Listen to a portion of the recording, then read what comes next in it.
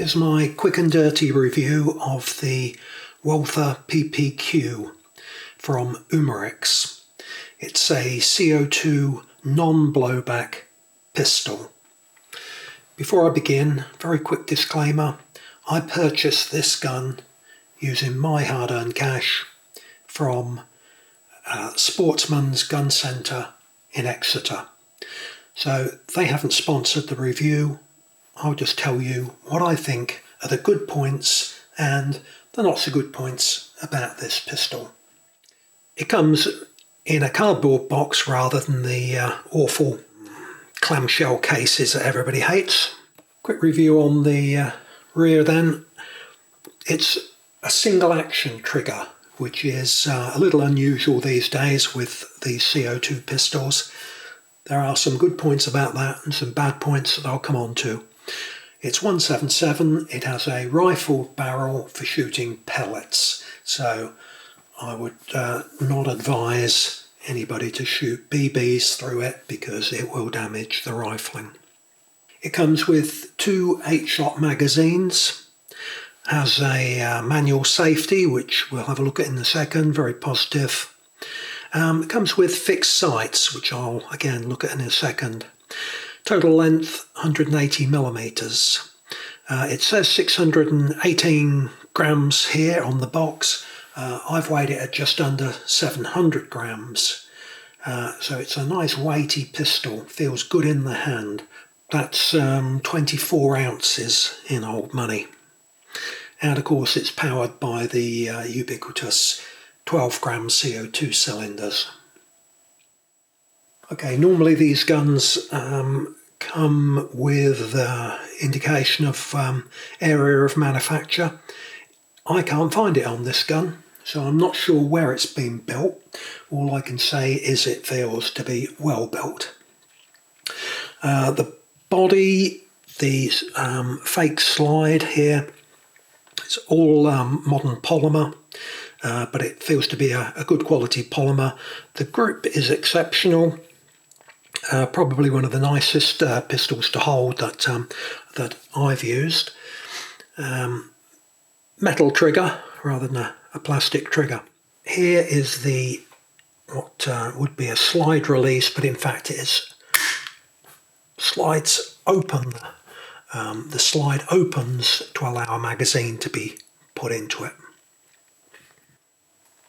On this side of the pistol we've got this safety, which is a push forward and up.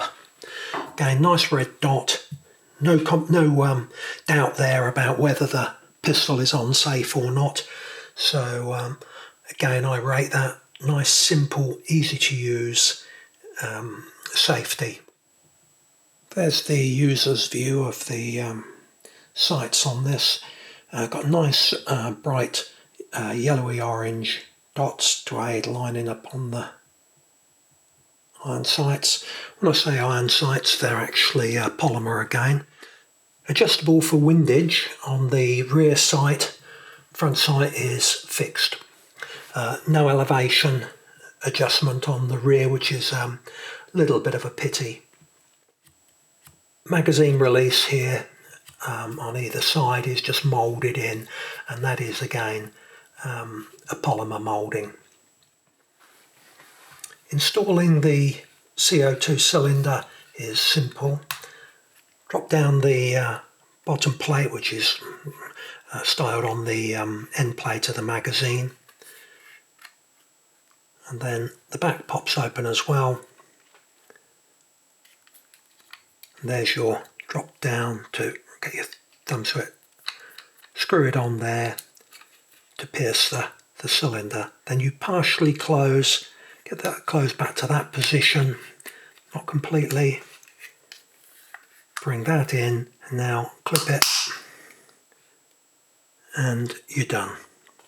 So no tools needed. So again, a good feature. Whilst we're talking about CO2, I should say that because this pistol is single action, it doesn't have the reciprocating slide like most of the blowback pistols. You do get considerably more shots.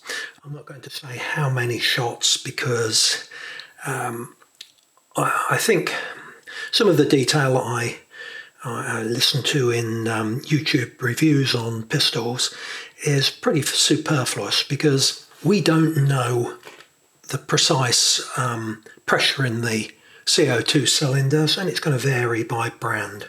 And certainly if you indulge in buying bargain cylinders from no-name suppliers, personally I will stick to a brand such as Umarex branded, which you can still buy in bulk cheaply enough.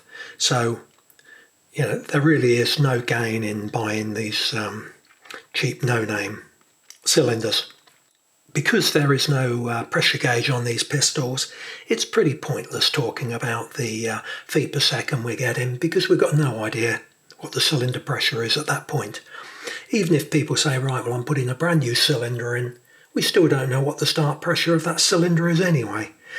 So, I'm not going to go there. I'm not going to be producing chrono data for these pistols, because it is going to depend entirely on the cylinders that you have and the pressure in those CO2 cylinders. Umarex supply 2 die-cast alloy magazines with this pistol. Hats off to them for that. They're far higher quality than the simple plastic magazines supplied with many pistols. So I would give them a big thumbs up for the magazine system. These magazines are alloy, as I've said. I've got this one loaded. You can see the little gear on the back there that does the rotation. That goes into the gun facing backwards. Okay, so that faces to the rear of the gun. Pellet's obviously loaded to the front. Okay, here is a completely empty magazine that we'll just load, and I can talk then about the feel of the pistol.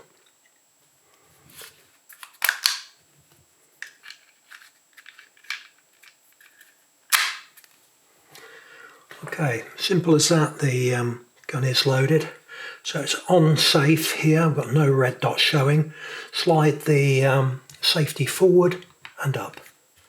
And there it is, red dot showing. We know the gun is now live. I'm pointing in a safe direction here, and I'll just talk about the feel of the gun now. As I pull back that first bit there where the magazine is being turned, it feels really quite heavy. I'd say that's a good 6 pounds. Trigger comes right back to about there. It's heavy. So it is a very firm, heavy trigger. I'll do that again. I can feel it go slightly lighter there after the magazine has turned. Remember that this gun, you'll have to be drawing the hammer back as well with the trigger.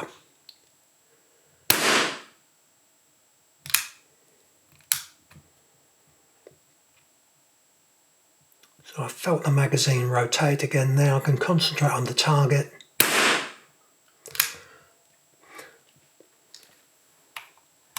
Safety back on. Very firm trigger. I'd say 6 pounds plus there. But the benefits from that are you don't have the slide reciprocating as with other blowback pistols, which of course you're shifting all that metal. It's causing the gun to pitch during the firing, and it's going to reduce your accuracy somewhat. This gun doesn't suffer from that, of course. There's very little movement in there. There's a hammer dropping forward to open the valve and release CO2, but you don't have huge chunks of metal moving around. So that's a trade-off, I would say. The gun has a 20mm rail here for adding a torch or a laser. I think most people will opt to put a laser on it. If you're a purist, of course, you can shoot with the iron sights, but I think having a laser on board helps. And certainly for plinking at 10 yards, hitting tin can size objects, and smaller with this pistol at 10 yards with the laser is child's play. If people are daunted trying to use iron sights, then I would say opt for a laser. These cost as little as 10 or 12 pounds for this type of aftermarket laser, so they are cheap and cheerful. They don't work terrifically well in bright sunshine, where it's hard to pick up the laser dot because they're operating down at below a milliwatt, so there's not a great deal of energy in the laser. But it does make sighting so much easier and can make plinking much more enjoyable if you're trying to make it a sport for everyone. Umarex supply a decent little manual for the gun here, which really covers everything you need to know.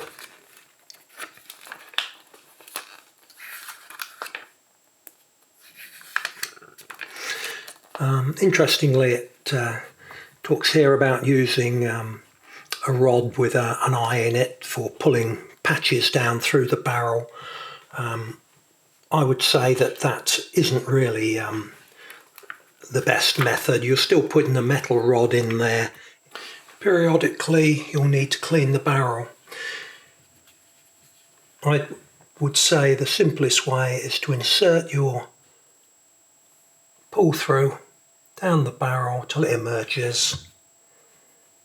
Take your patch in, insert it in, ball it up and pull it through. Simple as that. Incidentally, I use Bisley patches in .22 caliber in a 177, in that I find that gives a nice firm ball of patch that you're pulling through the barrel.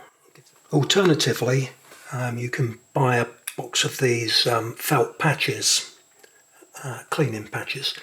They simply insert one into the magazine, or several into the magazine if you want to. At the end of a shooting session, pop one in, make sure it's seated down so the mag will rotate properly. So that's now nicely seated into the magazine. You could fit several and then fire those through the barrel. Some people talk about using cleaners, adding a bit of cleaning fluid to the patch, but just shooting them through dry will remove most of your residue. The eagle-eyed among you will have noted when I showed the loaded magazine that I've showed a dome head pellet. In this case it's JSB exact pellets that are loaded.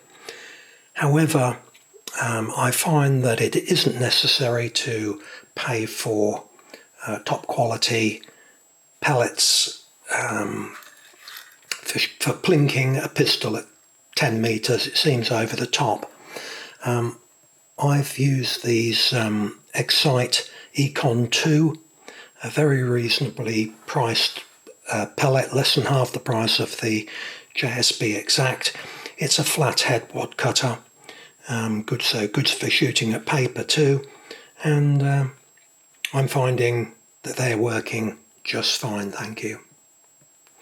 I've got a few other pellets that I've been trying, but for price, performance and quality, I think these Excite pellets from H&N, they're German quality, and I'd recommend them. I've virtually used this tin now, and I've just ordered 3 more.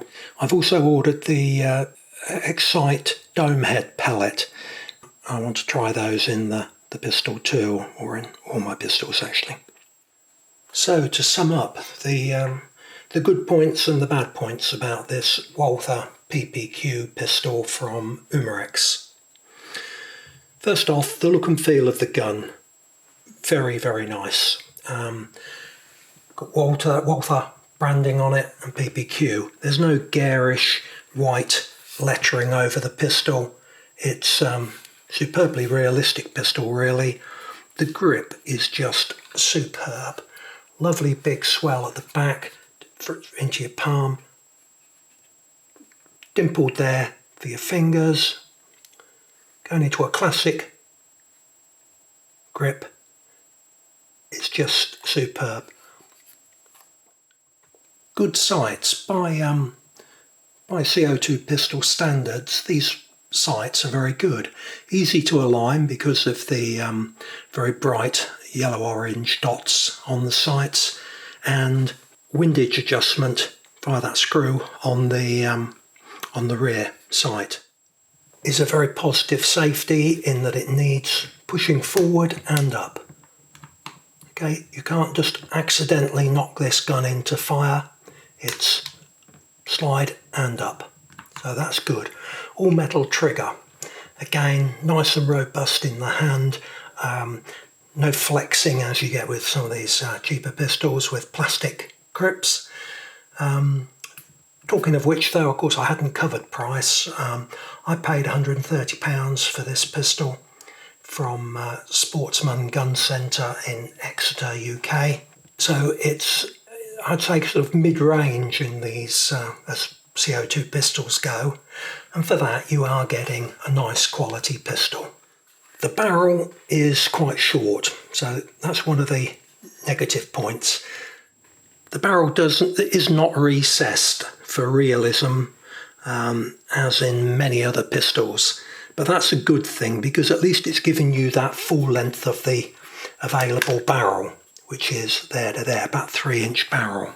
Because you don't have a reciprocating slide though, which is pitching the gun up and down every time because of the blowback action on other pistols, with this one, because there is no blowback, it's going to be in that bit more accurate anyway.